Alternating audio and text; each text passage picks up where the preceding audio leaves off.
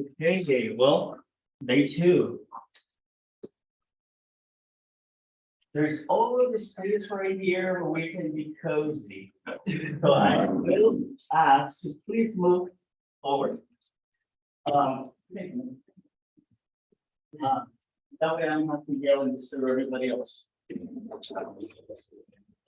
I promise not to pick on you unless you want me to.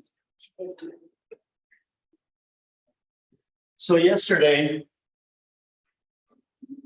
we were discussing on how to work with buyer and seller and how to be successful at that. Well, today is the part that gets really interesting and good. This is where I'm start making money. And once we start having clients, we're going to start making offers. And if we end up with a listing, now we're going to be receiving offers. We're going to go through the process of how to meet your client's expectations and how to best way of proving you fiduciary.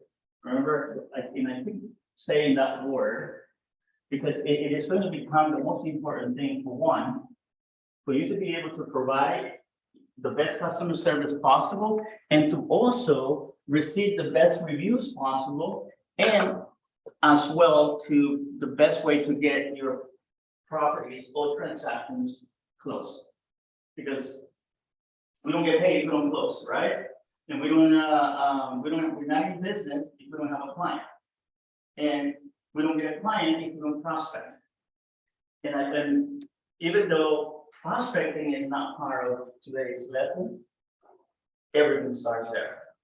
And if you guys are not in business yet, by all means, your only job is prospecting.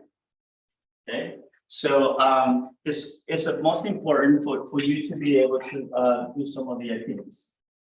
Before that, there's a couple of you here that were not here yesterday, so I do a really quick introduction of myself. I've been in the business for 9 years, after a 26-year banking career, and I love it. It's the best decision I made. It was the scariest decision I made. You know, making over a couple $100,000 a year and walking away from that and going into commission only. Ouch. It's very scary. But it does take a little while to get traction, gets a little while to get momentum. But once you do, that's the decision I made. Okay, so I'll leave you with that. Now, what's your name? Yeah, my name is Tim. Tim? I literally signed on with Keller Williams yesterday in the afternoon, so Congratulations. literally brand new. All right. I appreciate it. Wonderful. So, Yeah. when did you get your license? 3 weeks ago, 2.5 weeks ago, yeah, somewhere. Awesome. Super new. Well, I appreciate it, thank you. yeah, people think you're taking this class. Yeah. The top producing agents in the office are the ones that, if you're not going to just issue theory, we're going to talk about what we actually do, which is super important, right? You got enough theory to pass the test, but you're never going to use this. Really? What's your name back there? Tamara. Tamara. How long have you been with us now? 4 years. 3 years. 3 years. Yeah. Okay, wonderful. So you've been in real estate for how long? 3 years. 3 years. So you got your license, you started with us, and you're just I've been. sleeping with us. Yeah. Awesome. Okay, who wasn't here yesterday? Sandra. Oh. Okay, so Sandra wasn't here yesterday. We wait for her she can introduce herself afterwards. But you know what? I really like it when there's more of you. And the reason why is because it just makes it a lot easier to talk to you and be able to interact. And I actually have a surprise for somebody. Patricia, you open next door this morning.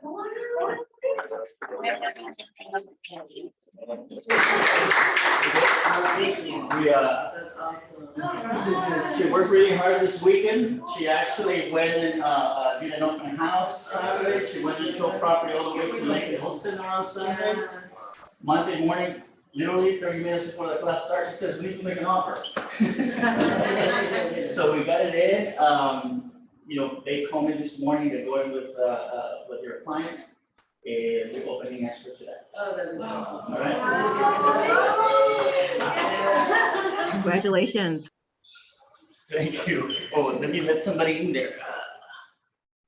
Let me know when you guys see that admit, because usually my back is to that. So anyway, that is such a great feeling. I am her mentor, of course. No. You take credit too. No, actually, Tyler just got a listing as well. Richard has some, an appointment on Thursday and working with a few people. So we definitely have a good energy, good momentum going, and that's absolutely important. But I do have to tell you one thing. I've been pushing this guy to do their call. To go dormant. To go and hunt for an open house. Okay? If you go through just those three things, I can guarantee you, do it consistent enough. And now you're gonna have a little trail. You start doing a little trail. And those little trails are tall and you keep making them again and again. I always say, if you do an open house, and I'm not here to there or making a call enough, so they tell you to do something that to yourself. You should keep calling. You don't give up. There's no longer 5, 6 calls. We're the 12 calls. So don't get discouraged. Just get persistent and consistent. Because I'm extremely proud of Patricia right now. That's, I mean, just a perfect example of just working extra hard. All right. So let's get this going.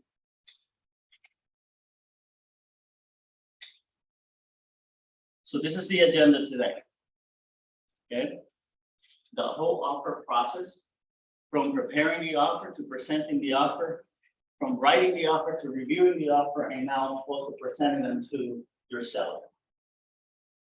There's a lot, that is the important part.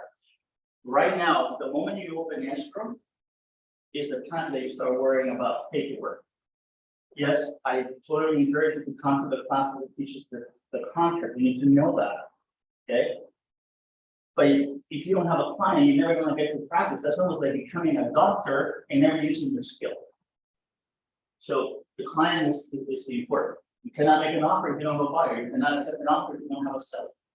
Okay. So that is of the most important, and this is really interesting. Sales. Right? Says that I like to think of sales as the ability to greatly persuade. What does that mean? To be able to persuade somebody into buying a home or selling their home and not manipulate. It is unfortunate that in our industry, in our business, there's a lot of people that gives us a bad name. Okay? We need to learn to be ethical and to learn to persuade our clients and not necessarily use manipulation for them to agree to be our clients to represent. The code of ethics is one of my favorite things of the entire business. Be able to be ethical and to be able to represent your clients to the best of your ability, and that means. Oh, there's no room in the back table. We all moving forward. All the way to the back. Perfect. See, that's an immediate promotion. So the reason why ethics is really important, because we're going to cover the part when you're receiving offers, when you have a listing, and you have multiple offers, and you also might have somebody saying, "Huh, why don't you represent me?" And that way you can have both sides.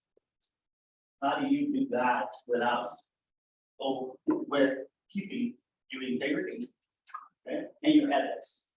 So we're gonna also cover that.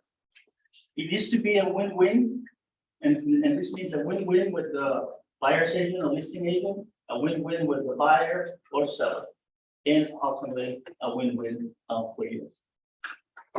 Okay, so let's go into it.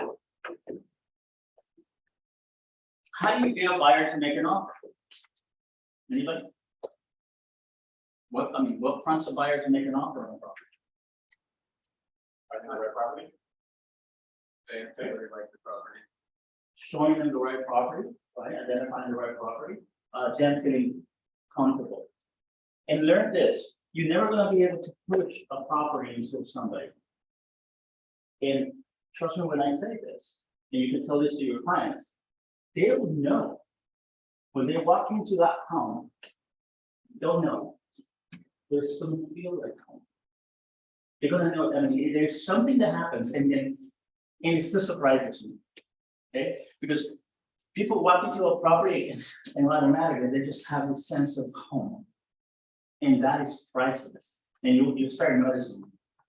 The moment you see that, then you need to do a heck of a job to make sure that you show every single feature and benefit of that property.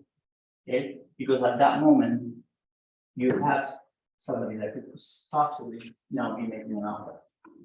Until they, if they don't have that feeling, I don't care how beautiful you paint it, I don't care what you tell them about the property, it's not happening. So that's super important. During the qualification for your buyer, or during the buyer presentation that you do, or buyer interview, you need to have that broken down. You need to know exactly what they're looking for. You need to know that, I mean, to get to the right property, you are going to need to give them the right property. And the only way you can do that is by simply making sure that you take very good notes, that you take, you pay attention to what they want. On the first tour, I call it a discovery tour. Why? Because at that time, you start realizing, you start learning what it is that they like, what it is that they don't. Okay? Now, be careful with colors. Because sometimes a client might just walk in and they say, oh, I love the property, but the wall. Well, how much does it cost to paint the wall? So you need to be able to provide them a vision. And you need to learn to say, well, you know, if you did this, you can provide options. And those are things that you will develop with time. But just don't, you know, you also don't want to try to oversell the property to where the client's like, wow, you can be pushy. But you also don't want to just stand there and not say it. Okay? If they're complimenting the home and you get the sense that they're liking the home, that's when you step in and say, well, this is beautiful too. You know, you show them, and that's why it's important sometimes to, if you have the time, to preview the property. So the way you know the ins and outs of the property, so you can show the features, the self-closing drawers. It was really funny. I was at this property, and it was self-closing drawers. And I literally walk and I go and pick the wrong drawer, the one that did not work. And I said, look how nicely it closed. Boom. I slammed the drawer. It was just a malfunction. It wasn't working. So now we have the home. The buyer feels that this is where his value is going to be. And there are signals.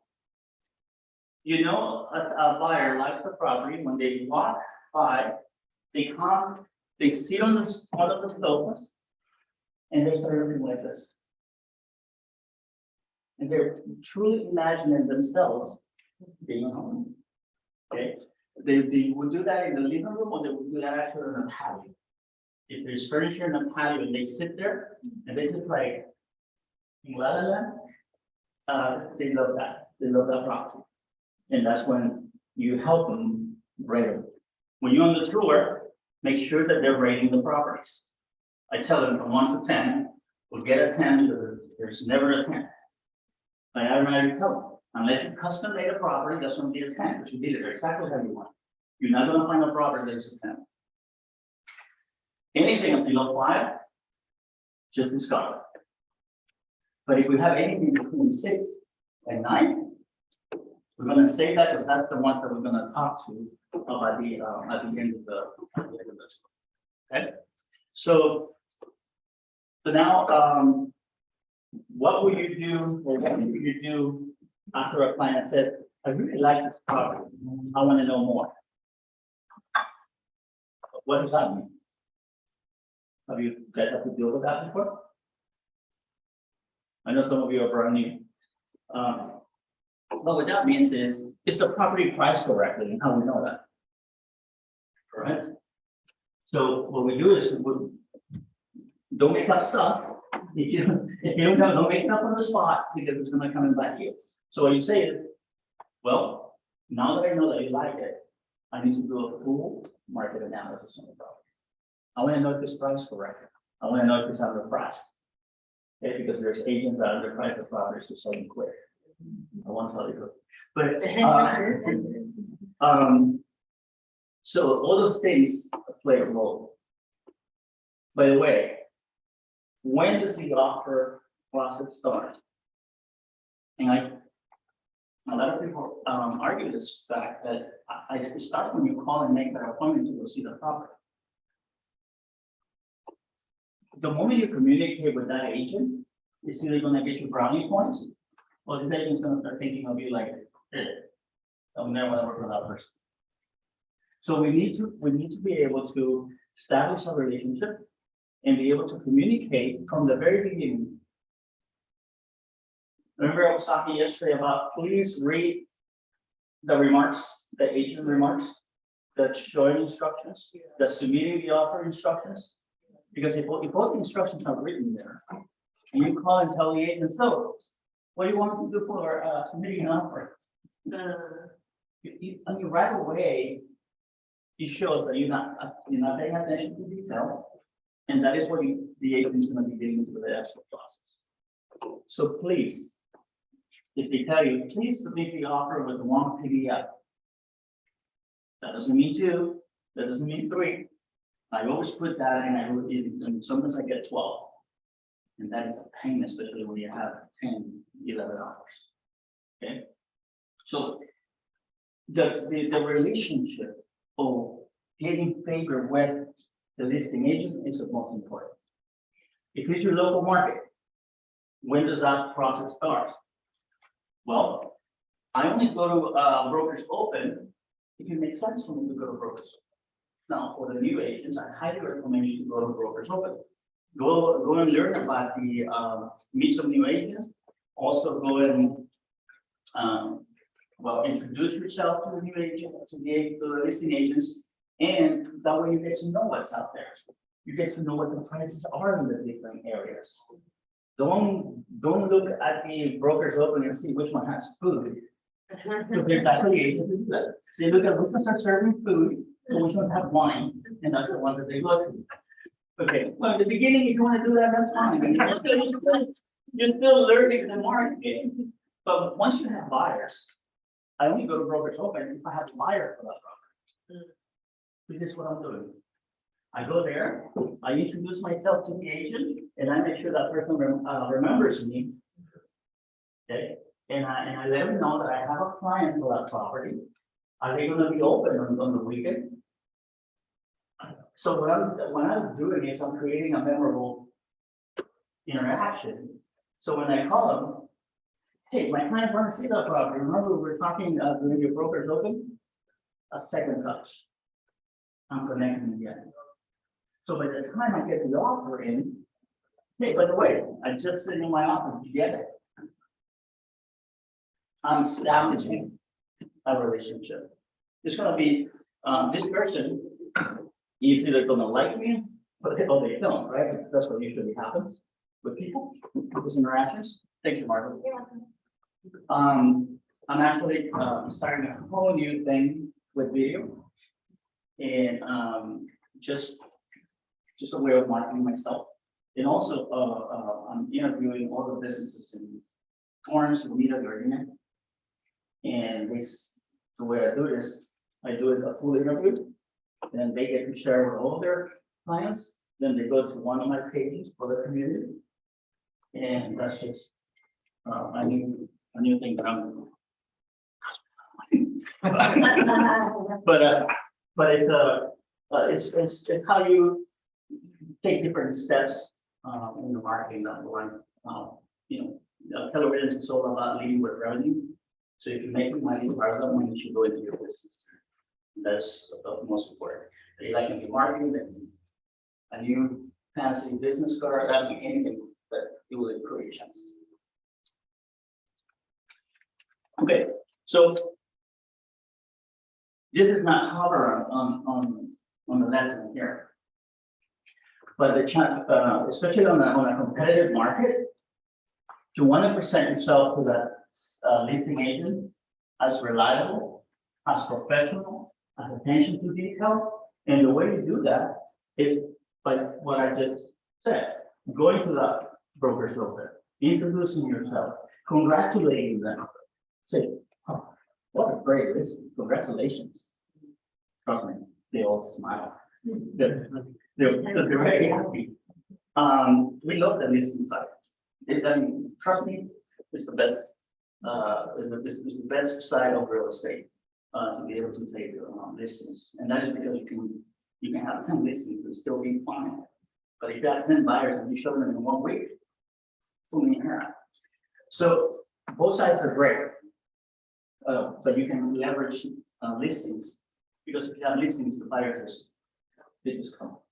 Okay, so let's go back to this. So the buyer is ready. You've done your homework. You've done your fiduciary, right? Fiduciary is putting your client's interest, or in this case, it's kind of your interest too, because you want that offer to be accepted. So you also want to do your homework, right? If you already know the agent, well, go over to fiduciary. Remind them who you are. And ask, before you submit that offer, I always interview the listing agent. I said, by the way, tell me about your client. Where's your client looking for? Do they need a short escrow? Do they need an extended escrow? Would they need a rent back? Would they need to lease back? Would they need time? Are they buying another property? So you need to know all that before you make an offer.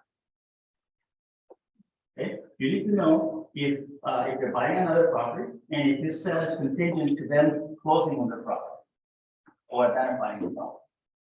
Is it a 1031 exchange? Because a completely different lesson. But it's also when it's an investment property, and they have to get another investment property for that. Okay. By the way, what kind of terms are you looking for? What are terms? What are contingencies? For those of you who have already done a transaction, anybody wants to tell me what that is? Sorry, what was your question? Contingencies and terms, which is the same thing. Okay, terms are the negotiation of the offer, like with the terms and contingencies. Usually people use two terms to refer to the same thing, and that is how long is that term? Okay, how long is the loan contingency? How long is the appraisal contingency? And how long are the inspection contingencies? All those have different dates. Okay. Well, they just changed the contract where inspections, loan, and appraisal have 17 days. Well, we're going to open escrow with 7 days inspection, 12-day appraisal. And I believe it's 21 days. 21 days. All that happened before the offer was accepted, negotiated. Meaning we're talking to the lender to find out, can you do this in 21 days? Can you get the appraisal in 12 days? Okay, because you don't want to say you can do it when the lender is like not able to do it, or you don't know the lender that you want. So all that. Why is that important? Why is it important to know those dates, or what is it what's the dream time or the period that the seller wants? Was it? The proposed taxes. Right. Okay, why would the seller want 7 days of inspections instead of 17? Maybe they're in a grade. Okay, what else? And the money. True. It They do. prevents the buyer from looking at other properties or making them commit to that property in particular. Yes. So what it is that if you're selling a property, okay, Do you want the buyer to have 17 days to think it over? Do you want the buyer to have 17 days to like look for everything in the house or I mean, will just take their sweet time to do the inspection and stuff? It doesn't take 17 days to do inspections. I mean, I can get inspections done in 5 days. Right? So that is the main reason. So what the buyer wants is, they just want to make sure, after they see the house and they find everything that's wrong with it, are they still moving forward? And they want to know that right away. So then that contingency is removed, and then we go into the appraisal. Why do we have an appraisal contingency? The value, the value. Correct. Because if well, now we're getting back to normal, but we were in a market that, I mean, people were paying crazy amounts of money over what the appraised value was. So what that does is the seller is praying for the appraiser to come in, because if the appraiser comes in, that means that contingency is removed. And when I say come in, means at value or at the offer price. Okay, so that means that then that is clear. One more step. We're getting close. Okay, so now the loan. I mean, technology is getting so much better. Before it used to be 21 days. Actually, it used to be 17. Then they moved it to 21 days. Now they move it back to 17. Because more and more it's becoming easier to qualify people. A lot more information is available online and so on.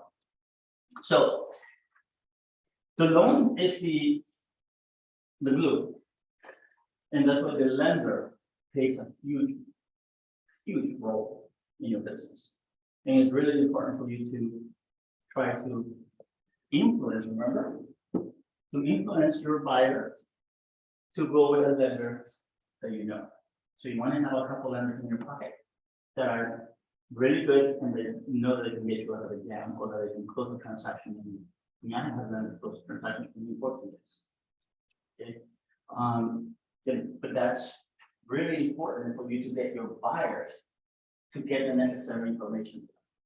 The faster they get everything to them, the quicker they can do it. If there's any delay on the loan, a lot of, the first thing that agents do, blame the lender. But a lot of times is that the lender is chasing the buyer, trying to get the pay stub of everything else. So you need to have a good communication with your buyers to make sure that you prepare ahead of time. That's why the buyer presentation is important. Okay, you get that. I call it, you indoctrinate them. You literally tell them exactly how it's going to go down. Right? There's no use of buts. You want a house, this is how it's going to go down. Nice, right? Of course, but you also need to have that, the backbone to be firm, because otherwise it's like taking cat. So, so now we're getting close, right? We have the terms. So we're going to try to get our clients, a buyer, to match the terms if we as agents can deliver. Because remember, your clients make the decision, but now you're the one that has to perform. You have to the one that has to get the inspection. You're the one that has to make sure your lender is on top of it. The reason why having the conversation with the listing agent, the reason why knowing what those terms are, is because if you don't, guess what the listing agent is going to have to do? You're going to have to do one of two things, right? So we can go straight, if there's only one offer, we can go straight to negotiation by doing counter offers. The problem is that sometimes we have multiple offers. Like we got a seller's multiple counter offer on her deal. And now we're dealing with competition. If you did what the agent said, the one and done, you're avoiding them to put 10 items on the counter offer, because if that's what they want, and you put something else, Guess what? Now the agent has to go pay, great. Now this one only has 2 items, this one has 10 items. You make them the life easy for the listing agent. Just so you just became favorable. You just became likable. Okay? It is horrible when you have multiple offers. And the reason why I say that is because everything I list gets multiple offers. It's almost Sunday yesterday, everything that is sells in the weekend. 3 to 8 days, the longest properties. And the reason why I do that is to generate a multiple offers. But then I end up with 15. That's a pain. And if anybody did not listen to me, and there's people that actually, because at the open house, at the conversation when they call me, I'm telling them exactly what they need to do. Okay? And then there's the one that's just needs everything blank. But if it is a strong offer, of course, I mean, you have to present on it. And if you seller wants to counter that offer, guess what? You have to write those 10 items. Yes. When you mentioned you have like to receive 50, do you present all 50 or do you do like get a factory or? Okay, you are your fiduciary. Your fiduciary is to present every single. Right. Now, I don't print a pile of paper like this and present them. What I do is I put everything in a spreadsheet. And then I actually, at that point, I'm reviewing financials, I'm reviewing verification of funds, I'm confirming the pre-approval letter. Okay, I'm talking to the agent, so by the time I talk to my seller, I mean, I know the file. Now, depending on the need of the property, if the property doesn't qualify for FHA or it doesn't, FHA would have a harder problem with conventional. So I put it first in order of the price. So I do a spreadsheet. That would be the easiest way to send it to them. Command has a way of doing it. You enter all the information in there and you also send it to the client. The client gets confused. Okay. So what I do is I just do Excel spreadsheet and I list each offer. Name of the agent, name of the client, date the offer was received, amount, offer amounts, how much deposit. Then I do loan contingency, appraisal, inspections, contingency to sell, which is super important. The way there's nothing that's going to kill your offer that if your buyer needs to sell their property. Because it's double jeopardy. I mean, not double jeopardy, double risk. Okay? Because if one is okay cancel, now you're dealing with two different. So that makes your offer less attractive. Okay, so and that's why when you have a buyer that tells you, I need you to find me a property, and then I'm gonna miss my. Good luck. That's a tough. And unless you can convince them that they need to at least have their property on the market to start even looking, now, if it's a buyer's market, it's a little different. But in this market, we're not in a buyer's market. We're not even close to that. Is it getting better? Slowly. Is it gonna get better? Yes. But right now, still competitive.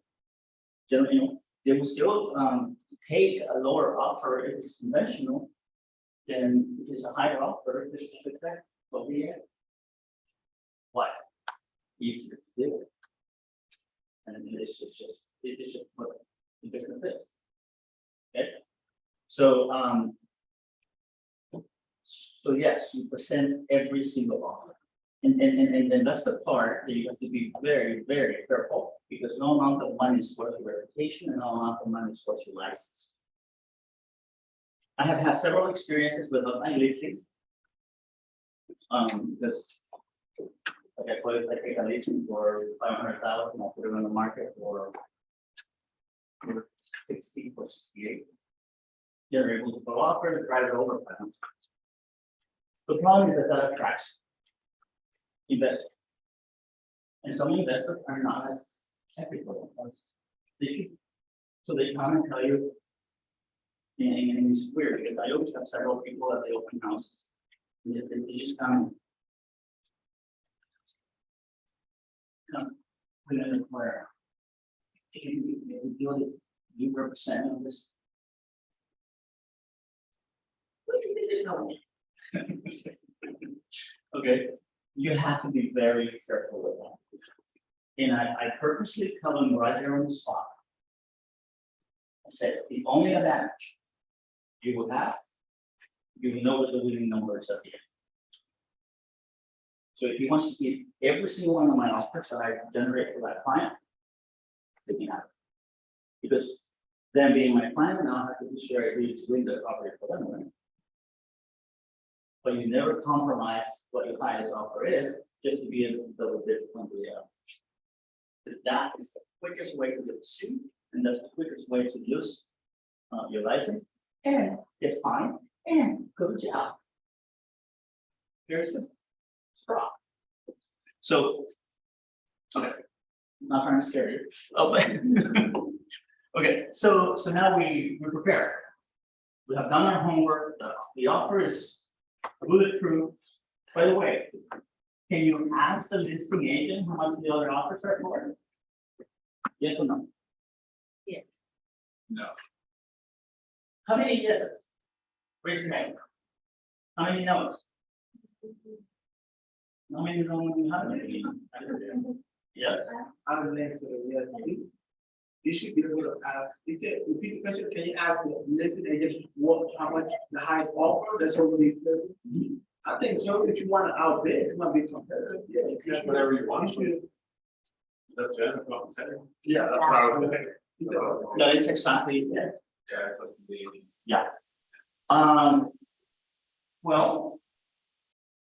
You can start with. Are all the other offers we're asking? Where would I have to be competitive, or to at least get a counter offer? Right? The problem that we have is the people don't communicate. People are afraid to call the other agent. People are afraid to ask the uncomfortable questions. So what they do is they just like, oh my God, my client wants to write an offer. How much you want to put? How much you want to offer? You write the offer. You don't even do a cover letter. You don't even do a summary of the offer. You just, I mean, so I get some offers that people just copy me on DocuSigns. So I get a DocuSign file after their client signs it. They don't even bother to write an email to the listing agent and say, here's the offer from my client that fell into our favorite one. I mean, it's so lazy. Who had a question? It was him. Oh, So you are allowed to ask the listed agent, what is the highest offer, or how can, like, if you really love the home and want to be competitive, you are allowed to ask that question as a buyer, right? I would. So there's no like, there's no. Well, I don't see anything So wrong with it. it depends, because Because I don't like a trick question, because I don't see anything wrong with that. no, there's nothing wrong with it. Now, if the seller instructs you as a listing agent not to do that, not to disclose that, then you have to abide with the Yeah, process. yeah. Okay, now, you can't manipulate, remember? You cannot manipulate things. So don't go, telling people the property is $100,000 when it's not, because you end up shooting yourself in the foot, because, people are like, hey, thanks, why? But you can give them a range. You don't have to say exactly the number, but you can give a range. So, perfect example. When I'm doing the open houses, I'm telling people, by the way, and this is part of the process of why my system works. Okay, because at the open house, which I show my properties at the open house, I'm having a conversation with the agent and with their clients about why the property is underpriced. And what the comps are in that area. So I said, by the way, make sure you do comps before you submit the offer.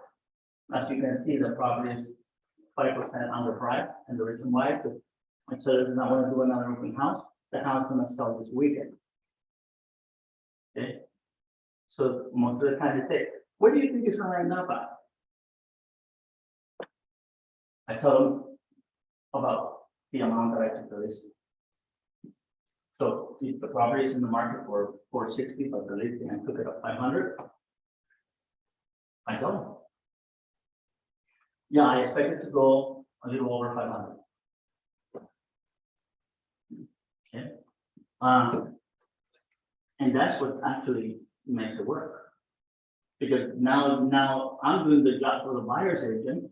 Now, he doesn't have to go and convince his clients that they need to go higher than what he's in the offer. They heard it directly from me. Right? So if I, if they submit an offer, it's gonna be up there. And that's why when I get the multiple offers and they're up there.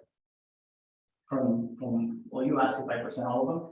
On the spreadsheet, I make my recommendations to the seller.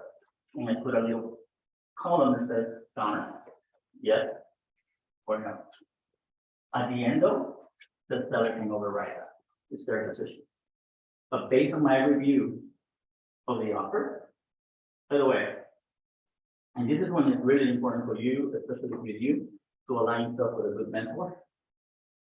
The mentor has to review those offers.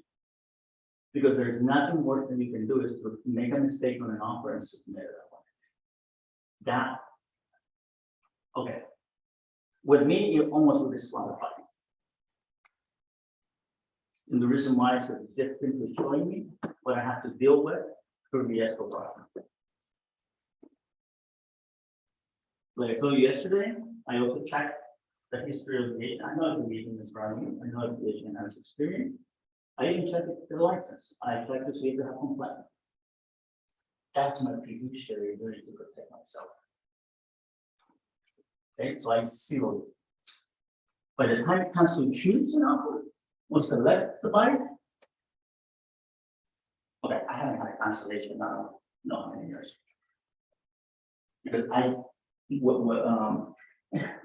I do have a little bit of an advantage because of my financial background. I can practically qualify people, but it's not my job to do it. But when I'm trying to review the paperwork, I can see what other people does. But that's not my fault. So,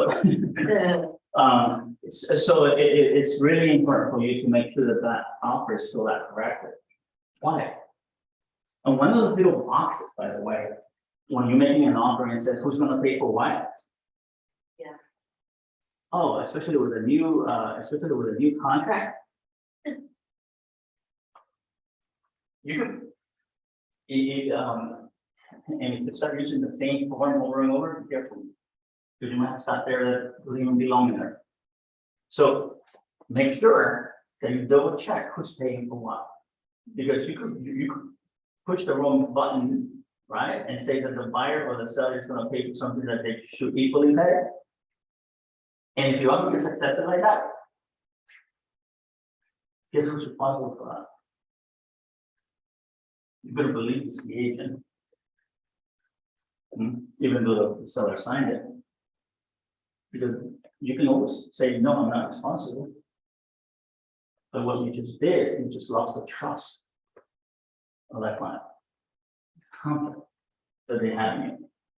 Okay, so just be extra careful. Just make sure you got your team, you got it right, and just get it sealed, get it nicely done. Okay, so the offer gets sent out. And I do a little summary of the offer on the email. Okay, I said, please state my client sold the property. There's people that try to make offers when people have not even seen the property. If you accept that, you're putting your seller in jeopardy. Why? I caught somebody trying to do that to me. The husband has seen it, the wife has not seen it. And the reason why I started questioning everything is because there were mistakes from the offer. Okay. So. And then he opens his mouth and in the process of talking to me and says, well, we want to see it again. We want to take a second look. I said, what time tomorrow? Well, the wife is coming from Vegas. I said, okay, so the wife has not seen this property? No. So anyway, ended up not being accepted. They actually got to see it, but don't lie. Because it's gonna catch up with you. Okay, so that's why it's important. In an introductory letter, I will outline. I just put, my clients have seen the property, or my client has seen the property. They truly believe that this is a future home. But you know, it works. And then I go into, you know, here's the offer. I put the offer amount, how much of security deposit, how much of down payment, the lender pre-approval letter, proof of funds, just make stuff like that. Why? Because when we're receiving multiple offers, we don't want to have to open 12 attachments to find where the contract is. If you do a PDF, my suggestion would be to actually put title from the PDF. Offer for Hernandez, offer for Smith, or proof of funds on the, you know, if you send more than one attachment, just put this proof of funds or pre-approval. That way, it's just a lot easier, because when you end up with so many, it's just painful. Okay, so we send the offer. Mr. Buyer, I was able to get you 2 offers. Okay, we have to explain what those offers are. So make sure that you review them, make sure that you summarize them. And one thing I do with the ones that I'm recommending counter offers is I send the 3 pages that have the details of the offer to the seller, so they can actually see it. Okay. Now the seller can decide. What are the 2 actions that the seller can take? Except reject. Counter offer. Counter offer. So they can actually accept counter offer or reject. But what would they reject? What would they not counter? They don't want the property, that don't know that. I'm probably just start the listing agent, not saying. No. Well, if it's something that is completely like, let me see. There's a contingency to sell. All the offers don't have contingency to sell. But one of the offers do, the other one doesn't. Doesn't have, I mean, in the market that we did, that was almost like an automatic creation. Unless they didn't have anything else, they're like, they have to baby on one of the.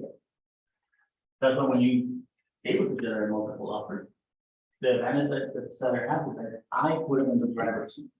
They charge that. When you're the listing agent, 2 weeks have gone by, nothing. On the 3rd week, you get an offer of 50,000 under what you're asking. What are you gonna do? You take that offer, and you start babying it, because you don't want to lose it. Guess what happens to your seller? Well, now you can't be in charge.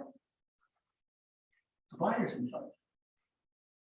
Because, I mean, you don't want to be too rough. You don't want to counter back at the asking price because you might lose it. But we have that seller that say, you know, yeah, if anything, send it back at the asking price. So what happens if you submitted an offer to me and my seller? You send me 20,000 under what the seller is asking, and I send you a counter offer saying the price to be and is the listed price. What do you do now?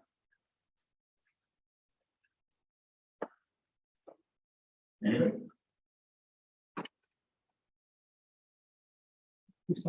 No, I'm saying, no, no, you talk to your buyer. You talk to your buyer. You review the numbers again, take a second look at the CMA. And now with facts, we go and talk to your buyer. And then we got a response.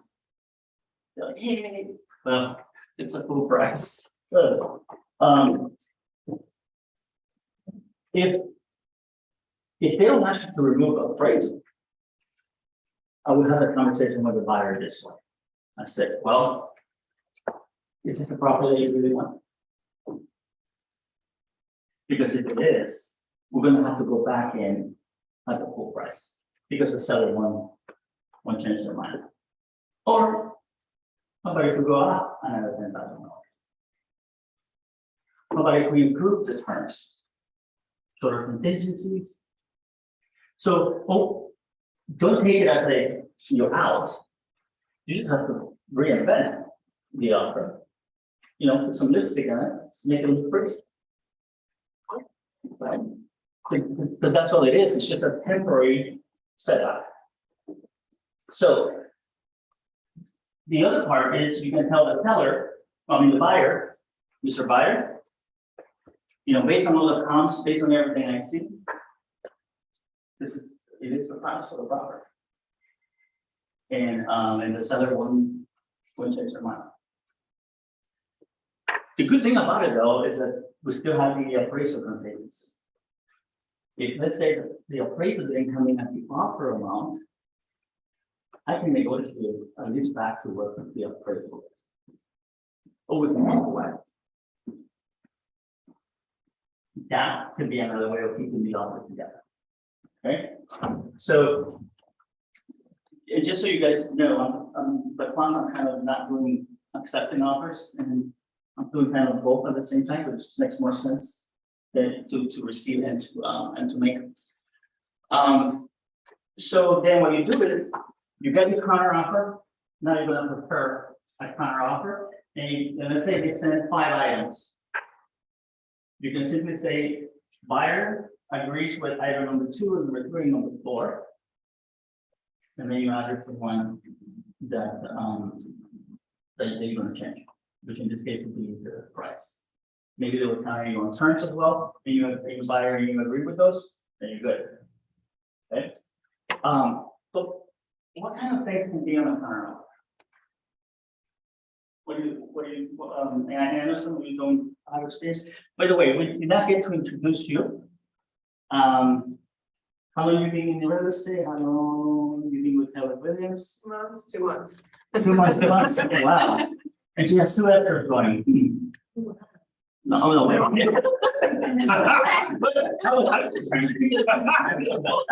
She's like, when did I go to that? No, well, welcome. But you win. This game is over 3 days ago. What? Yesterday. Oh, yesterday. Wow. All right, good. I tried, this thing can get really boring if you make it fun. And I like to mix my work with fun and such. We spend too much time doing this, we're gonna have fun doing it. Okay. So the question was, what kind of things can be in a counter offer? Yes. Home warranty, title, escrow. Yeah, those are things. Okay. Unless it's a buyer's market, and I'm talking about 6 months of inventory or more. Unless it's a buyer's market, can you please do not? Because it's very irritating for listening. Do not ask. The buyer selects the escrow, the buyer selects the title, the buyer selects it. No. The seller side usually select all those services. Title. Because guess what you just did? You just give the listing agent more stuff to have to do on the counter offer. So now it's not going to be 12 items, it's going to be 15 items. Okay?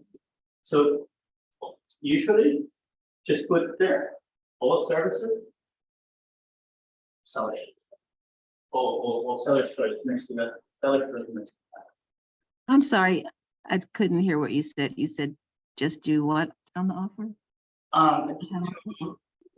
To not ask to have the title or escrow and things like that, because the thing to do now is just simply the seller side has the choice of title and escrow. Now, if we were in the buyer's market, that's a little more negotiable. Right now, the seller side is in charge. So when you put that you want your own escrow or your own title, you're just giving more items to the listing agent to have to counter you back on. So Oh, okay. when you write the offer, just put next to escrow, just put seller's choice. Or Seller's choice. ask the question when you talk to the listing agent, which is never the seller that chooses it, it's the agent. Will your client be open to me choosing escrow? The answer is no. So, but you can still ask. At least you know, that way you don't waste your time putting it on a contract, that then the listing agent has to take back. And all I'm saying is, this is just ways to win favor, to be likable, to be acceptable in the, going to accepting the offer. So the offer is more favorable, okay? Because here's what you just did. Let's say you do the right price, let's say you do the right terms, and you say that they can have the services. Well, how about if the seller just says, you know what, that one has everything I want, boom, accept it. And we can avoid the countering process. Wouldn't that be nice? Huh? The times are coming. The more inventory builds, the easier that's gonna get. So, I'm just saying, communication is key, okay? And always keeping your client's interests first is key. And by all means, always treat the other agent on the other side with respect. This business is so huge, but yet so small that you never know when you're gonna cross paths. Okay, and that's why even with there's been times, okay, especially when people make mistakes and stuff like that. I call them. Whenever I see some, at least come up and then they have a mistake on the commission, sometimes they put double 5% by mistake instead of the 2.5. Or they put something wrong in the address, or some people add an extra zero and now it's 75,000 instead of 750, 75 million instead of 750. I call them. And I just, and they, Tyler actually benefited from one of those calls. I called this agent in the valley for a condominium here in Redondo Beach for $1 million or something. And she goes, oh my God, you took the time to do that? I said, yes. I hope somebody does it for me later. She goes, oh, great. Well, I live in the area. I said, do you guys ever want to hold an open house with me? I'm like, yes.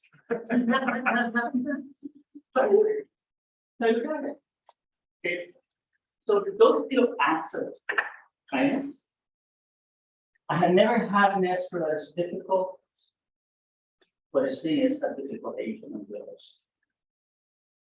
Yes. What about like open door or resident that are, how do you go with that? They're the same way. It is crazy because in the contract it says, even to the. Okay, I don't have to share this because it broke my heart. I was at another listing and a client of mine called me and says, hi, Aaron. Oh, that's weird. Yeah. And it says, well, we wanted to let you know that we are in escrow. My heart stopped. They said, we are in escrow, we're buying another property, but we don't like the agent that we have as the resident. I said, well, what do you mean? What happened? He goes, well, we wanted to see this property. We didn't want to bother you if you could come to Long Beach. So we told Griffin that they could show it to us, because we're really not thinking of buying. We just wanted to see the property. Well, guess what they do right away? You make an appointment with them. To send you a one-page buyer's agreement. Okay, and they track. So then you get out, they get accepted and they're frustrated.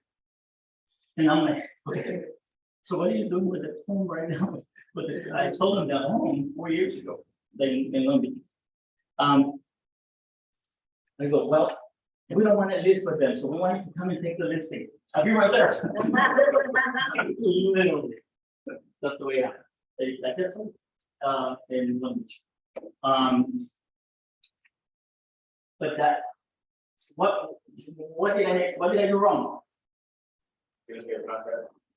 No, I'm not being contact. I didn't communicate, correct. Please tell everyone on your plans, you will never bother me. You will never bother me, just call me, I'll drop everything. That was 1.4.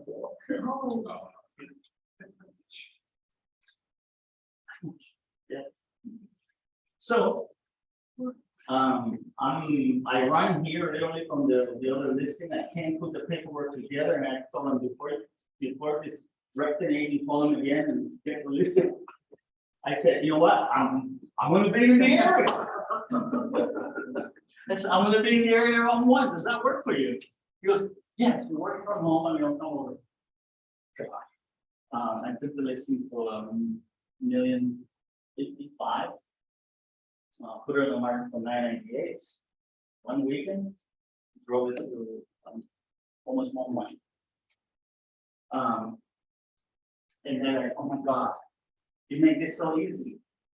Just fuck around the other agent when returning calls, and apparently they fired their agent, and now the contract says that they're not necessarily assigned to one individual agent. Somebody else just picks up the. So they were frustrated to say this. It was my fault. I lost a big chunk of money. Guess $1.4 million. It's a good amount of money. About 34 grand. Okay, so communicate. And now guess what I told my clients? Oh, no bother. Valencia, I'll be right there. You know. Because sometimes people, they don't want to bother you, they feel bad that you have to drive over there on the weekend or whatever. That's what we do. We just, I learned one thing and I learned the hard way. Anyway, that's outside this, but where were we? On the counter offers? We're talking about what can be in them. Okay. This is how my counter offers go. Okay. Because now I'm having to select from several. First thing I do is that's the final price. The property sold as is.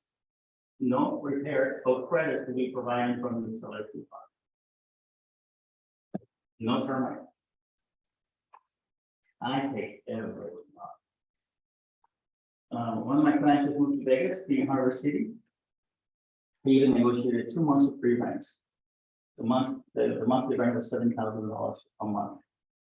On top of getting $56,000 over appraisal on the property.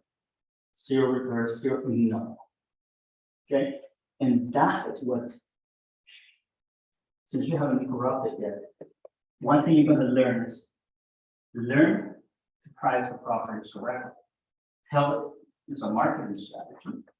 You tell the client, you tell your client what the price of the property is, but also what the marketing strategy or purposes. Huge game changer. Okay, I don't take this. I sell property.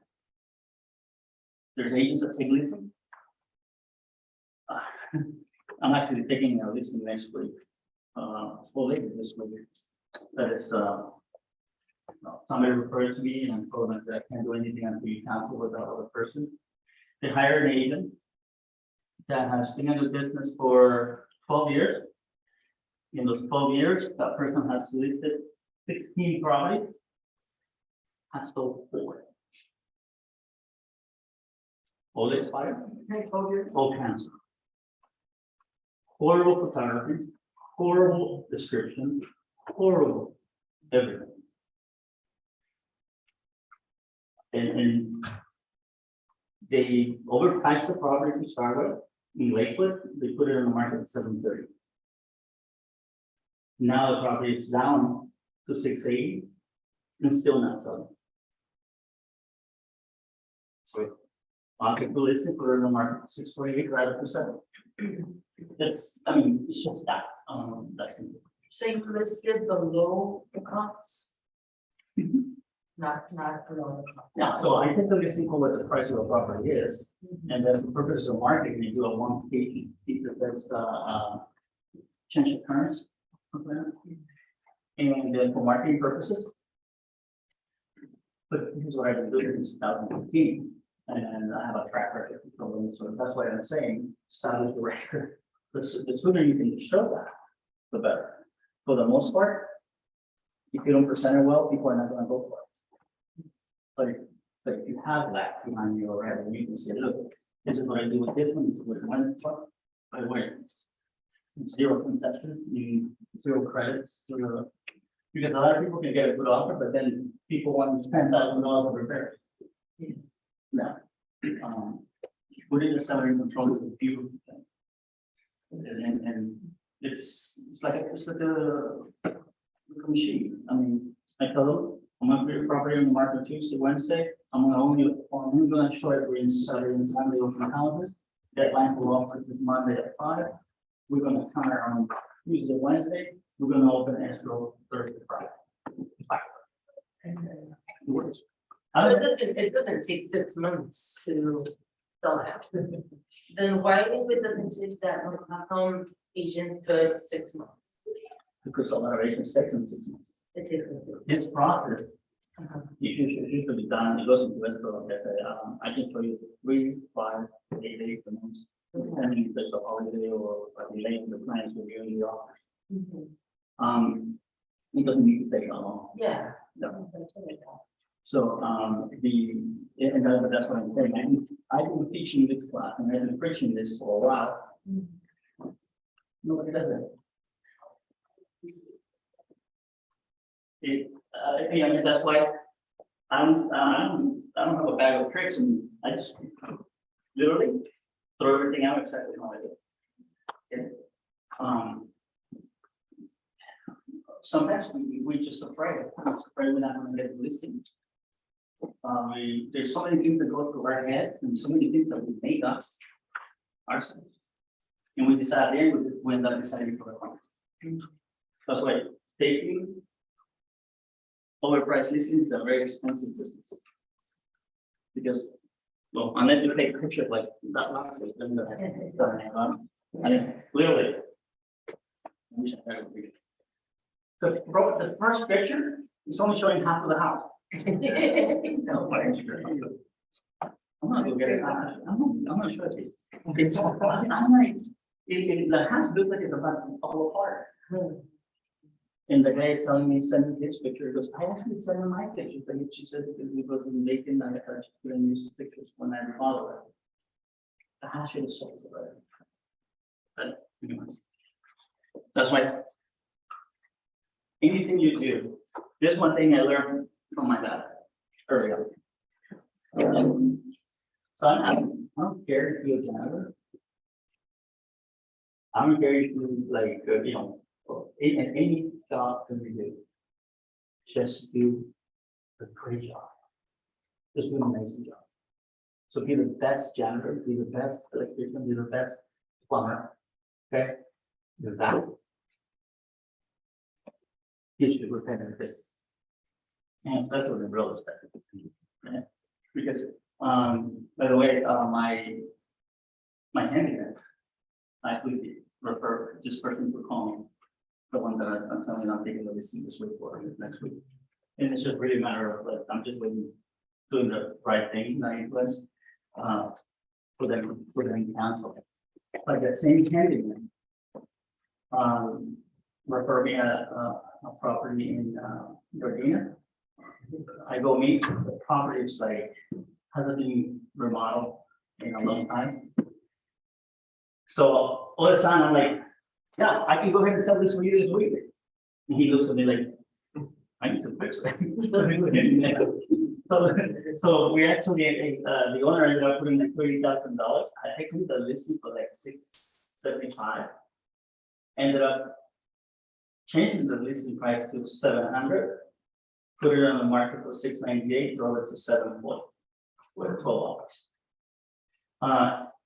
And I go to take that listing, and the gentleman is Japanese. I don't know why, about 70% of my clients are Asian. I don't understand that yet. I'm trying to figure it out. And I did. I actually, I started reading about the culture, talking about straight ladies. Just why? Why am I in Asian clients? And I started learning, so now I'm at the open houses and I'm trying to like, meaning that, getting to say hi and to, all this stuff. And now like, all this time, I'm not feeling right. I'm not feeling authentic. So I said, screw that, I'm not gonna figure it out, I'm just gonna have to do what I'm doing. And you find that, sometimes, but you just attract, like I had, well, let me finish the story first. That client, this listing that I put in their email, I sit down with them and I told them, he goes, how much are you gonna charge me? I said, you friends of him, I'm gonna charge you 5%, but I normally charge 6%. He goes, wow. Thank you. I said, well, I really want you guys to be my clients for a while. I said, my mom's your realtor for life. He goes, Aaron, my wife and I agree, like, we really want to buy a 1.8 in La Habra Heights. And they were going to do it in 310. But we found a property that they wanted to buy it first for 1.6 cash. They ended up paying 1.8, and they have cash. I said, my handyman is very well appreciated. And he's the same handyman. I invite him over. Come have a chat with tequila with me. I don't know if you guys ever seen my office. No, but he goes, you know what? He goes, I gave your number to somebody else today. I said, he's gonna call you. And I said, what's his name and what's his number? I'm gonna call him. Okay, I know the subject, but this is really important. Something else, if you take something today, take this. So we never tell people to refer you people. Train your people how to get the people's information so you can call them. You know how many people tell me, oh, I gave you a card? You know how many calls I get? 0. So guess what I started doing? I said, don't give them my card. Just get their permission of you giving them, or you giving me their information, because you better believe I'm gonna call agent. Okay, so yes, give your cards out and you try to the people that refer you. But if you can actually get them to get you the information on who to call, much better.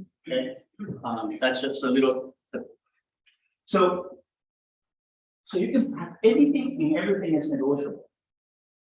You can include the patio furniture. You can include the big screen TV. You can ask for anything on that counter offer or on the initial contract. Just up to you. Up to you. Everything is negotiable. I literally sold a house with a dog. I did. Yes. So in 2015, there's this older lady that's actually going into a retirement home. And she was heartbroken because she couldn't take the pet. Okay, so they didn't allow pets in the condominium association that she was going into. And we just happened to find the buyers that have always been looking for a dog like that. So the dog actually kept the house. And the lady was so happy that her dog was not going to be displaced. Yeah. And then these people were actually just loving it. Everything is negotiable. So I actually negotiated a dog house, no. But it is true. You know, I mean, it's, I just sold with the patio furniture, the cabana thing. I mean, just all kinds of crazy shit, something, you know, then you sell it, brothers, you know, throw it out, who knows? But, you know, like you say, somebody's trash, somebody's a treasure, right? Yeah. Okay. Let's do a check here. What have you guys picked up from this so far? You have to communicate better with the agents Okay, before you put in an offer. okay. What else? I really like the one you said that you check the background of the agent that you're going to be working with. Yeah. No, I mean, I think you might need to have disciplinary action or stuff like that. Yeah, it will be as per probably about 21 or 30 days working after. Yeah. Okay. No, like I say, I'm very easy to work with, but I don't put myself through unnecessary, pain. People are pain to work with. We have to know the process because the customers always say, where, and now what they follow with the state, What the what next is step? it, Mhm. what the next. Yeah. So, and that's why I'm kind of going back and forth from the accepting to receiving, okay? Because it is of most important. By the way, when should the buyer get the process or the seller get the process? When should we, I'm sorry? Presentation. Yes. That's what it's, look. I think that people that I did not have a sit down with for 30, 45 minutes to like indoctrinate them and show them the process, give them the process, To the seller, buyer or seller. so there's, Because that's why, remember, we have a listing presentation and we have a buyer presentation, that is process. Okay, so that's why it's important to make sure you give it to them in a way that they can have it, so you can then point, oh, here's where we are. Here's where we are right now. This is what's coming next. Okay, so that's again, communication. Okay, look, if something went sideways, please tell your clients right away. I don't know, sometimes people wait around like, I hope it goes away, I hope it goes away. It doesn't go away. Okay, get you to know. But don't go with go with a solution mindset. Because this is what I see all the time.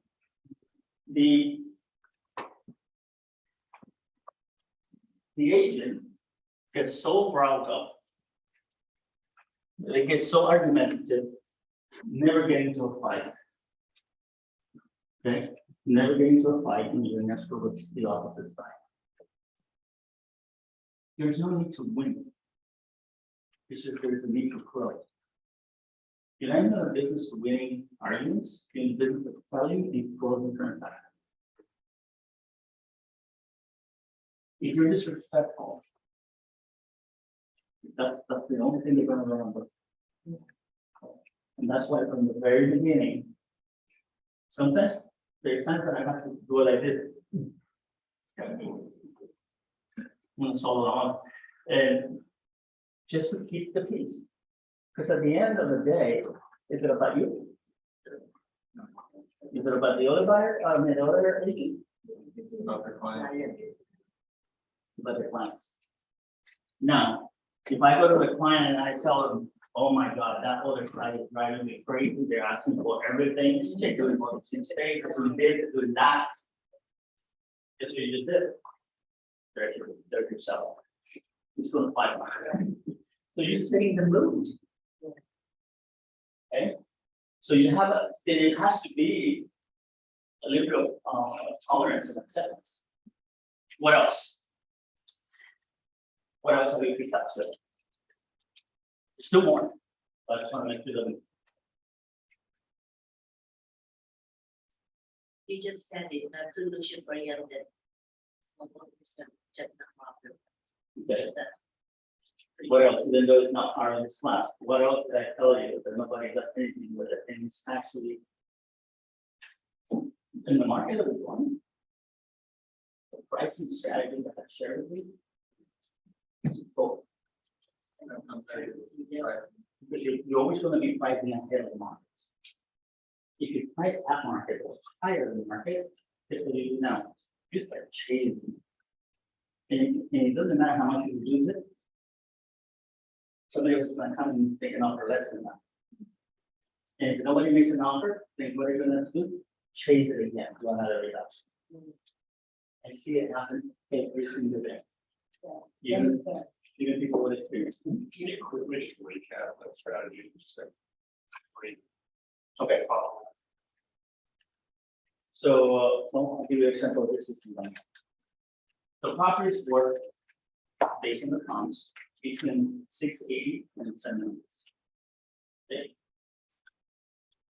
I'm gonna take the listing at 680. And if the seller said, no, I want to take the listing at 700, that's okay. I'll be willing to do this still within that range. The more realistic price, because the way the market is going is about the same. But then I go into my marketing strategy, which is, okay, so here's what we agree that the price is. Now, let me show you what I got with all the properties. Okay, this is what this is gonna do. If you do it my way, I can have your property next to next week. We're only gonna have to show it this weekend. You don't have to be 30 days cleaning the house every day so people can come and see it. You're not gonna be interrupted every day, every given hour. And it gives me the ability to put you in charge of the perception. Would you like to do that? Or would you like the buyer to be in charge and kind of telling you what they want? How about if I can put you in a position where the offer that you get is what you're gonna do? Then I show them property number one. Listed it. 998, sold for 1106. Property listed for 698, sold for 740. Oh, by the way, 3 5 days. By the time I'm done with them, well, so before I finish, I go into, by the way, this is the timeline. This is how it looks. We're on Tuesday, Wednesday, open houses, deadline for offers, Monday or Tuesday. I'm gonna say late that evening, by the way, because I'm gonna have those offers to you that evening. Because we're gonna select, we're gonna counter first thing in the morning. I'm gonna give them 24 hours to respond instead of 72. So by Thursday, we should be able to select who the winner is. We can open answer either Thursday, first thing Friday. Do you agree with that?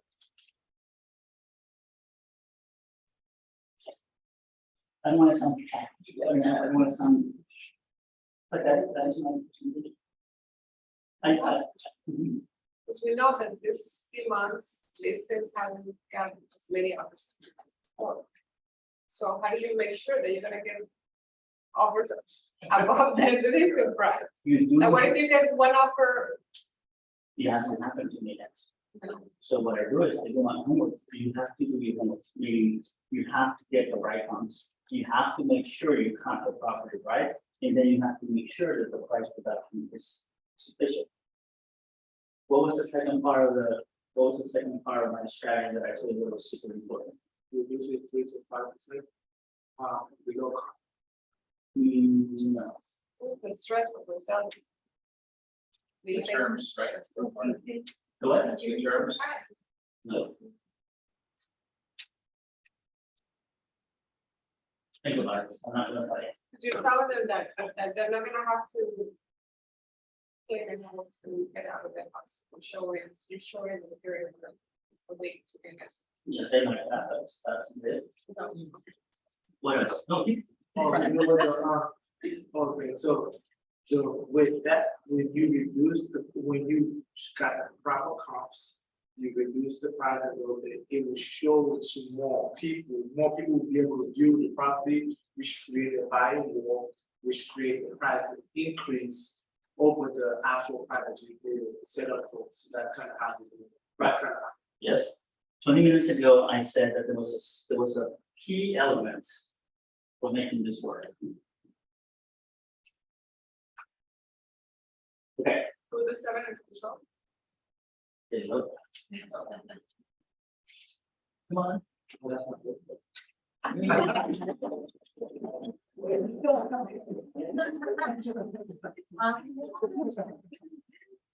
much compensation do you put on the money? We take it at 5% and it's paid at 2.5. Depends on the area. Depends on What the area. question? So, if the other area, the area is paying 2%, I think. It doesn't matter, it's, if you understand, what I'm creating is a little mini option. So it doesn't matter if I pay 2%, I'm closing on tomorrow, I'm closing on in Compton, everybody in that area pays 2%. I think I agree. 25%. But it's true. It's a, people are offering 4% or higher, and then they take you 1-2%. I'm like, sorry, I'm more than. Why would I compensate? I have the listing. Why would I pay something less? No, because I make a mistake taking it with the wrong price. That's what this is about. Okay, I'm gonna tell you. And this is why, see, if I were you, I'd be writing this, because I know that later you're not gonna remember again. And this is why I say, I don't mind sharing my presentation. Yeah. Because nobody does anything with it. So there's no competition. Okay. And I'm being a little more specific in this with you guys, because I wanted to see some of you, really implement it. All right. Okay. I said the key is when I do the open houses, which is, this is what I'm teaching, this is what I'm teaching both. Okay, but my job is, I don't want it, I want my weekend staff. That's why I'm building a team, so I can have them do this. They can go ahead and expire, they can go ahead, do this. During the open house, I said, I'm having the conversation with the buyer's agent and their clients about why the property is priced this way. Why do I only show the property on Saturday and Sunday in the open house? Right, For that conversation, to have that conversation. Right? Because when they come in, they're like, I mean, and that property we're closing, Bruce, actually, Bruce is. We're closing tomorrow, they funded today. We had a line, had to go for it, for that property. Put it in the market for 588, to see, that's what this is for. I put the listing at 17, no, I'm sorry, 740. I put the listing at 17. There was a line of people, but everybody that will come in, Brooke and I were having the conversations. By the way, I'm referring to the buyer agent and their financial proprietor. And I'm making eye contact with the buyer's agent and making eye contact with the buyer. I said, by the way, just so you know, make sure you guys can come before you can an offer because the property is purposely on the price. But, oh, well, how much are you gonna go for? Well, if you look at the comps, the property will sell around 730 or 740. We go, oh, okay, right. What I said earlier was, I'm doing the job for the buyer's agent, so you're gonna have to have that uncomfortable conversation with your buyer saying, you need to go up on this thing. I'm having that. And I'm telling the agent practically, go do your homework. Because the property is completely underpriced. Sometimes, depending on what I got going on, I said, by the way, if anything under 700, they're going to be considered for cash. Per itself. Of course, I make sure I have that conversation with the seller. Right? Because I cannot misrepresent. So that right there is key. Because I'm already telling them where they need to come in. They don't need to go, and if somebody comes in at the asking. I simply let them know, I said, by the way, I go, everything else is over 725, do you want to resubmit or do you want to be out? Not like that, I mean, a nice way.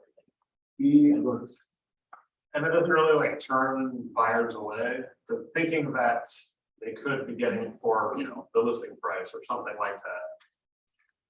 Not turning anybody away, just literally telling them like, if you want this place, you know, you're gonna basically need to pay it. what, okay, so what did I say earlier about showing product? If you know the market, if that's the market that you work, if that's the market that you show property, right? Everything is selling for 730, 740, well, it's not gonna have a property for 688. You go check it out, this property is great. You should have. You should have. You should, you know. And that's when I say, in the beginning, please. If you see something like that, just check, do your comps.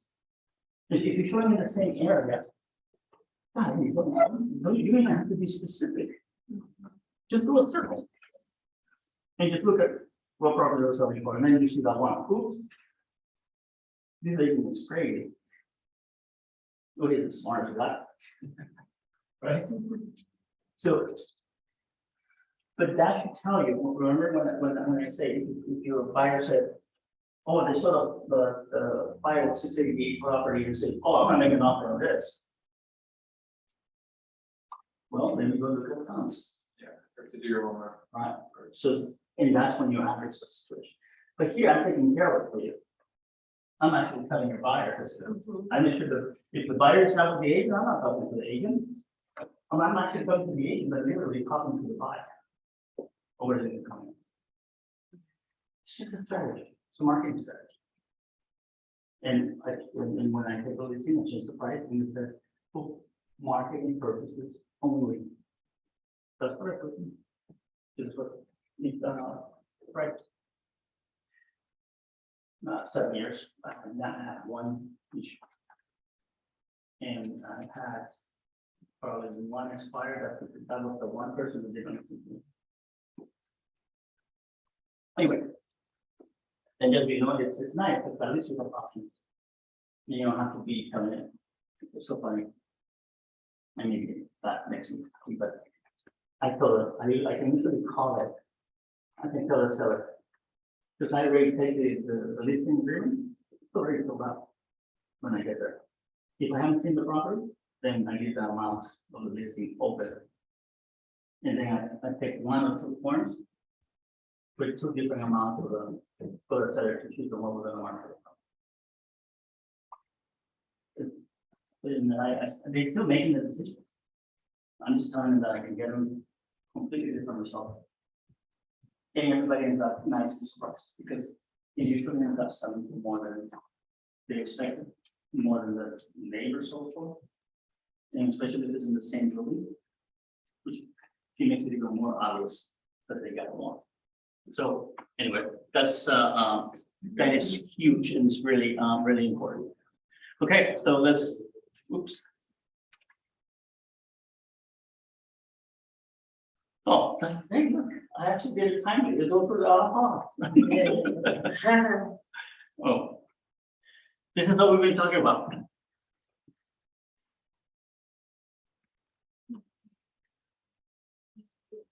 By the way, the only reason why I share with you is because it happened to me, and it happened to me recently. I printed that property to go show. And that's why when you're making plans to show on Monday, Tuesday, or Friday, or Saturday, please make sure that Friday or even Saturday morning, check the property presented, especially on the market. Friday morning it was available, and the agent said that it was good showing it for the weekend. Guess what happened Saturday morning? It's definitely not. I still want to show it. And it wasn't until like at home, check. But it was already answered. You know how that makes me look? I mean, I won't tell you. But it's next to really bad. I mean, it was my fault. But I thought it was enough time. But in this crazy market that we're digging. So anyway, all those are the things that we just covered, only with a little extra. He said.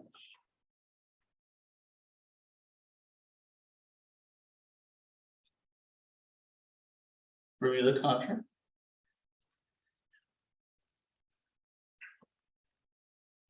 How much of the contract you should know?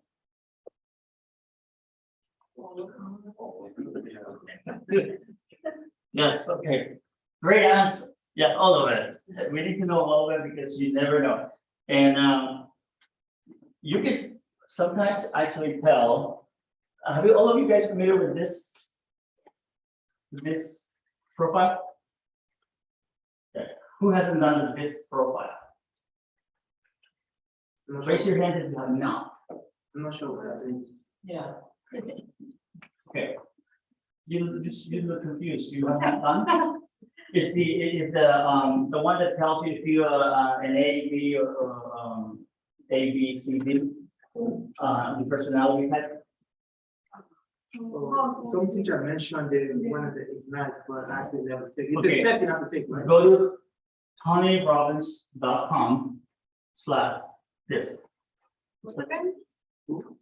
Who is that? Tony Robbins. Tony Robbins. TonyRobbins.com/this. It's free. No, you definitely want to do it. TonyRobbins.com. Yes. Thank you. And then there's one tab that says this. So what that does is it tells you, you are high I, second would be D, and probably your lower ones are the C and D. And it really has to do with very good open houses, by the way. Because if you can tell what personality people are, you can approach them that way. Because if somebody says C or D, that B, C, they're more reserved.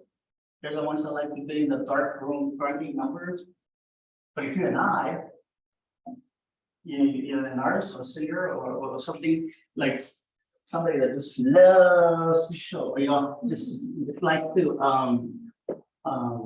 talk, sociable, loves to network. A D, most executives are D. Are D are quick, give me the executive summary, more direct. Those are the ones that make the employees cry. For the one part, right? So when you're in an open house and you see people come in, because if you're talking to a C or D, they're like, the ones that walk into the house kind of like scared, like, like, they don't want, and you go in and talk to them as an I, you're like really loud and then you freak them out even more. So to know what kind of person you have in front of you, so that way you can actually become a little bit of a chameleon, which this hate using that term, that's not what it is. You just kind of stimulate. You can hear people by the way they talk.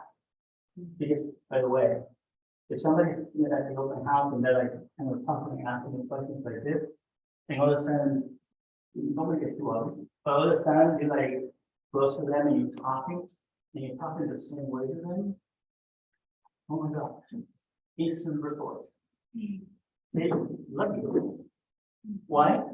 Because it's their personality. Like mirror. Mirroring. So those things are really important to get people to like you instantly. But those are really, especially for open houses, you literally have seconds for them to either like, oh, creepy, or they actually accept you and like you and they're gonna.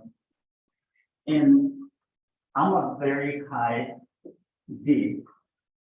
like literally like 100% D and 99.9 I. And I'm like 0 D and 0 C, meaning I have no attention to detail. I hate paperwork. I still do it.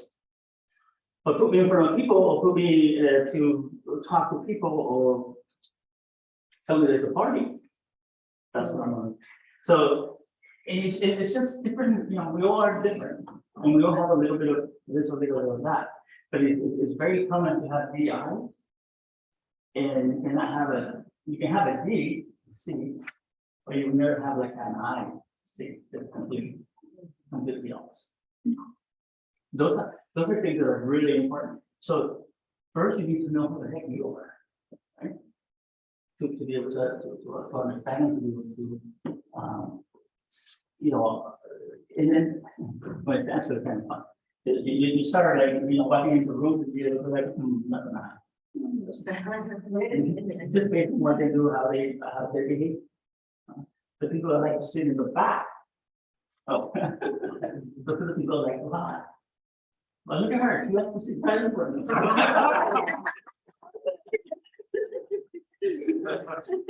So, but those are little things that are super important for you to learn. Okay, I mean, I am hooked on AutoCAD.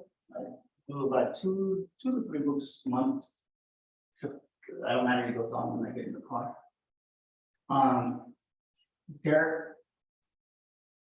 There's so much in reference to body language and cells, and how to actually connect with people, how to build rapport, how to literally from body language from telling people you are the center, you're the center of this conversation. Everybody else just disappears, and to give that to that person and to make them feel that you're actually talking to them. And that's what it takes. When you go to network or when you go to any kind of event where you're going to meet people, you need to be able to have that. For an ADD human like me, it's something that I have to work at. Because everything like squirrel. I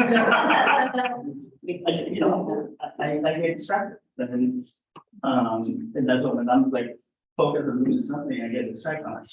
Because it takes me a little while to get back to that. And we have to slow us. The more distracted we have, the less productive we are. Okay. So if you haven't done this, go to that website. If not, let me know and I get it started. Keller Williams actually has an even better. Every person that we hire into a team, we have that. It's a personality assessment as well. And that one's solely based on the job. It's based on would this person be a good buyer agent, would this person be a good leasing agent, or would this person be a good office manager, admin, solo teller, a brain maker. And depending on how you answer a bunch of questions, which vocabulary is up the most. There's a lot of words that I don't know what. And not just me, I mean, it doesn't matter if you're born here or anything. It's just like you don't really use. But the way you actually respond, it actually tells you what your strengths. Okay, and then that's the one thing that I'm gonna leave you with. Sometimes we work on everything because we want to be superhumans, right? John Maxwell is a writer, a business coach, and he talks about that we need to work on our strengths, not our weaknesses. I had actually, before I left, I was with Comerica Bank back in the day. That's the bank that I was managing 19 branches, so 19 offices for. Before I left, my senior executive, I was the original manager, so there was somebody above me. And I had this conversation with this person. She argued, that we needed to make people work on their weaknesses. And here's how it works. If you're really good at something, you can only improve it by 2. So if you, let's say you have good percent, right? Let's say you got 6 or 7. The best you can ever be is a 9. If you're really that percent, and you want to make that person improve, and they're like a 2, they can only become a 4. A 4 sucks. Still. But if you're a 6 or 7, and you get to become a 9, let's say you're speaking. You're really horrible at speaking. You're a 3. You improve by 2, you become a 5. But if you're a 7 and become a 9 in speaking, you can start getting great. So remember I told you I don't see no attention to detail. That's what I have. I met Margaret was actually my assistant. She worked with system stuff. Because I tried, and then 2 minutes later, I'm like, gone. It is not much strength. But I can talk to people, I can go home, so I can, I get the contracts done and stuff, but from my very first transaction, I have a transaction coordinator, Chris, so. They said, no, you do the first one, but at least the first 5, we have in the system, I said, wow. Hi, it's a small thing. Get it done. Because it's gonna take me so long to do it, and I wanna waste so much time doing it. That's gonna take me away from getting another client. That's called leverage. And, in fact. We talk about this. I think this was something that. Oh, okay, we're gonna come back to that. Also, okay, so I was looking at the other presentation because tomorrow, believe it or not, you guys are stuck with me again. Thursday. Oh, Thursday, right. Tomorrow we have a meeting. Huh, okay, so. I think it's on a different one that I was looking, but this right here. This should be, this is your job description right now. And I'll say like take that to 20.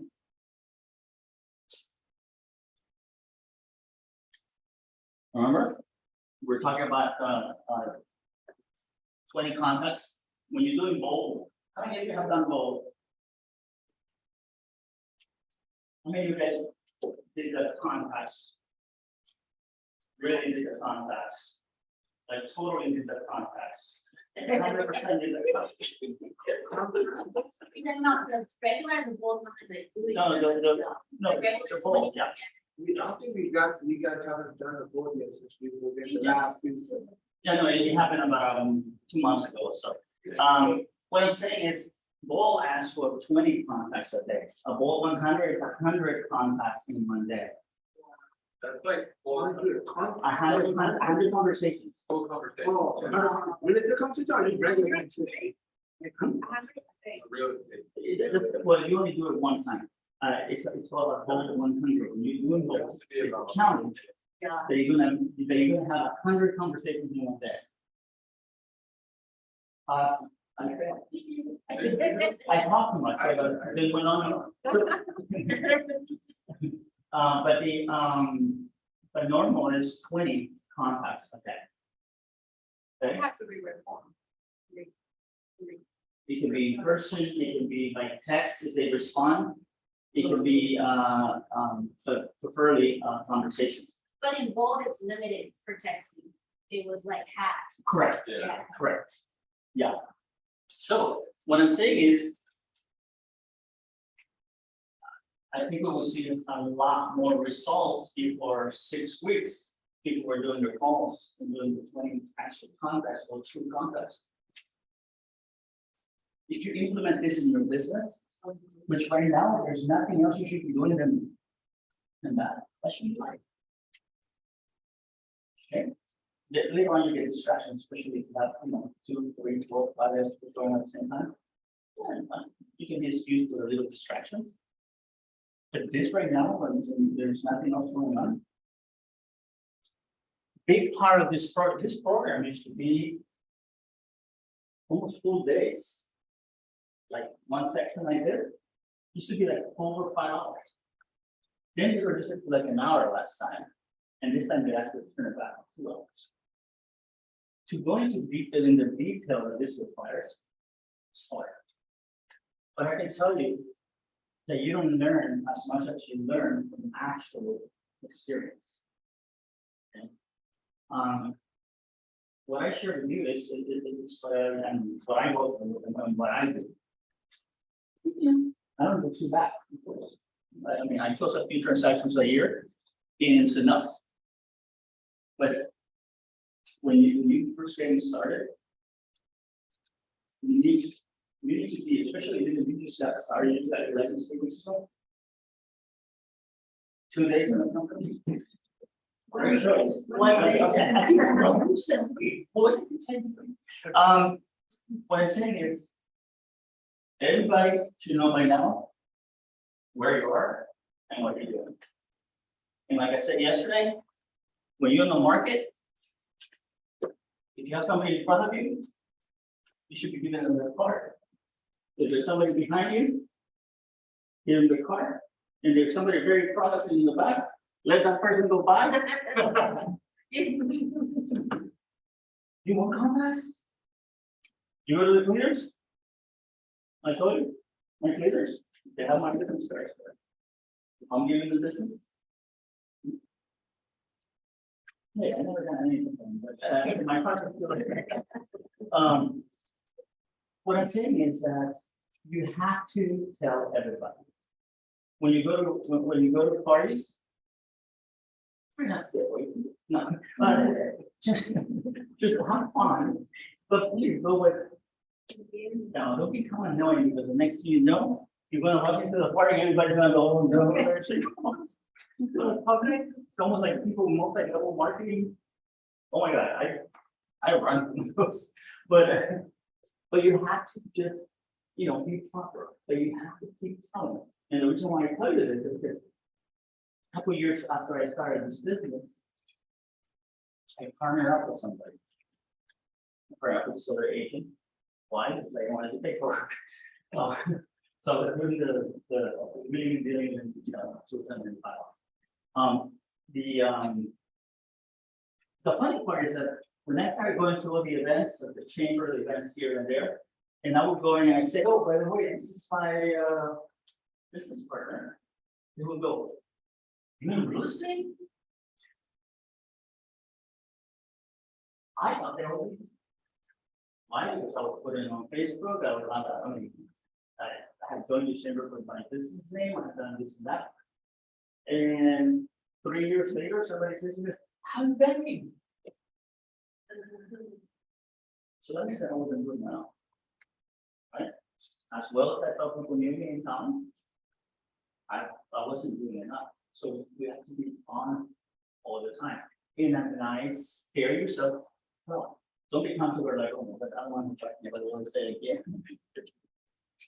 And just move around and, and tell people, oh, by the way, if you ever hear the word real estate, or I'm buying a home, or I'm selling a home, it's different.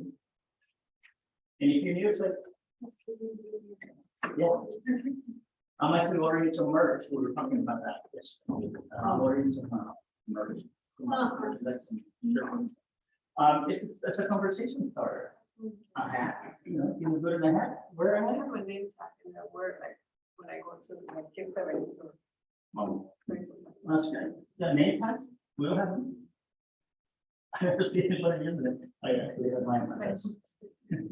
When I go door knocking, I actually, I like to wear it. It's makes people feel a little safer. But yeah, it's right now you've got some prospects. Yes, attend the classes. Yes, learn. But do not think that coming to the office or taking classes is gonna get you any business. By the way, the fastest way, like I said yesterday, the fastest way to get into escrow is to doing open houses and your immediate friends and family, especially the ones that like it. Those are the low hanging fruit. So you should be contacting them.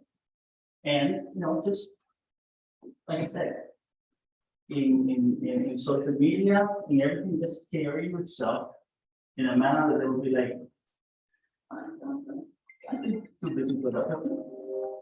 And, but it's, just be careful with because everybody looks at everybody around this, even employers. I'm just curious on that topic with social media accounts. I heard different people's views on should you use your primary account, as your real estate account, like convert it into a real estate account, or just have like a totally separate one. It's You know, very, 'cause- it's very to have to, okay, so what you do is establish, I mean, you want to use them both. yeah, Establish a business account. Because there's certain things that you're gonna be able to do for the business account, like putting an ad for your open house or putting an ad for a new listing or anything else. What I do is every day post to my business account and then also share. I don't share everything. I share some of that stuff into my personal account. Okay, and start sending invitations for your friends to like your business account. And the sooner you get started, the better, because you start building up over time. Okay. And also you don't want, well, it's funny, I'm just recently, my wife has been putting things on Facebook. Normally I don't like anything on personal. But it's interesting how like I can put 10 houses, or I can put just as many posts, and there's a few that look at it. But the moment I put something personal, it's like, oh, Like that. and so I'm having to agree to do that. I just personally don't like it.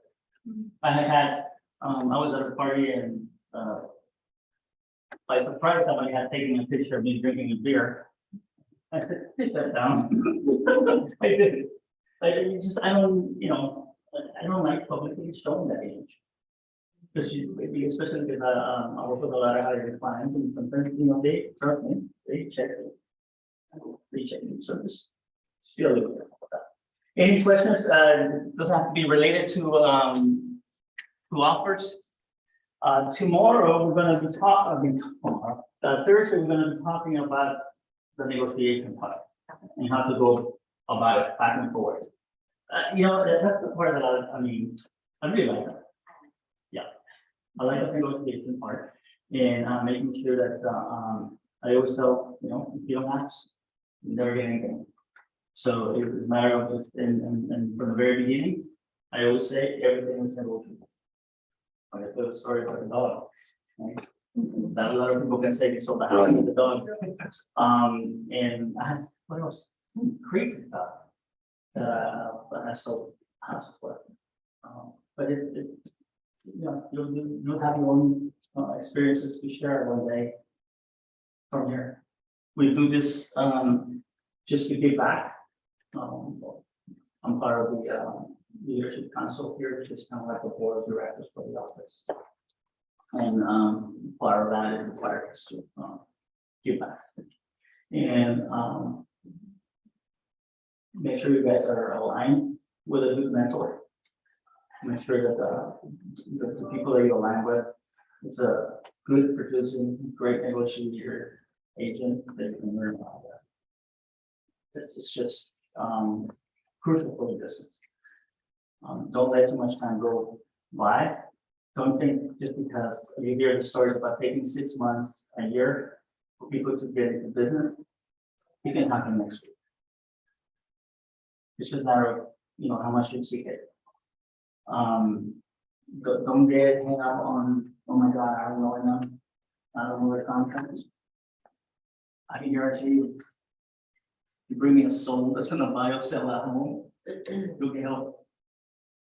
You get help. That's what you need to find. You just need to find out that one person who wants to say this. That's when with the agents who open houses and say, oh man, there was only 2 people that came. What do you need? One. You need 2. You just need the one to walk in there and says, I'm ready. And as long as you keep putting yourself in front of those people, you're gonna run into one. Okay, so just be consistent in what you do, be persistent. And like when you come to the office, come to work. when you come to the office, time, take action. It could be distracting. It could be distracting the ear. So, that's all I have. If you guys have any questions for me, please feel free to ask me. And, yes, I've never done so many of the price adjustment, but if you are to adjust it right now, maybe say at 499, Mhm. I do get, people calling me to show that I have not received offers. So I know the last call was 525, I priced at 499, I thought it would be great, but if we are to adjust, already spoke to the sellers, we have to adjust, because I want more exposure. How much would you adjust? it would be a matter of running the comps in the area. Is what is condo? Yeah, it's a condo, yeah. That they're in cells in the same building? Exactly, yeah, it's a 525, but at 499 right now, I still don't have an offer on, the seat. Okay. So that's just, Well, how open is your seller she just doesn't want to like, of course, give it away. to? So I'm thinking like, price is like 488. Yeah, So what do you think? just 2,000. That's the between. Yeah, I mean, maybe, well, see, $12,000. What it is that it's either has to be a significant price cut to get interest and without getting possibly a couple people interested. Yeah, If you reduce it just $10,000, if anything, somebody's going to come in and offer 10 less than under that. yeah, So, just make sure your plan is aligned, yeah. but if you can do something a little more significant, we'll probably. Yeah, I was also thinking of, because I give 2%, if you got asked earlier, 2% is not very big for the buyers in the market, but I'm trying to say, actually, can I increase it also to 2.5, if that's fine? Total, Yeah, 2.5? Yeah, okay, that only works if you do it from the very beginning. yeah, Yeah, that could be a good, pricing, Yeah. yeah, we're not. So true. but just, it's a little that, price point. But, I mean, if it's like another property that's in building king, just like it is, guess what they're gonna do, the one that's right for now. That's true. Yeah. You're right. All right, thank you. No. Anything else? Well, I hope to see you guys, Thursday. Thank you. Thank you, bye-bye. Bye.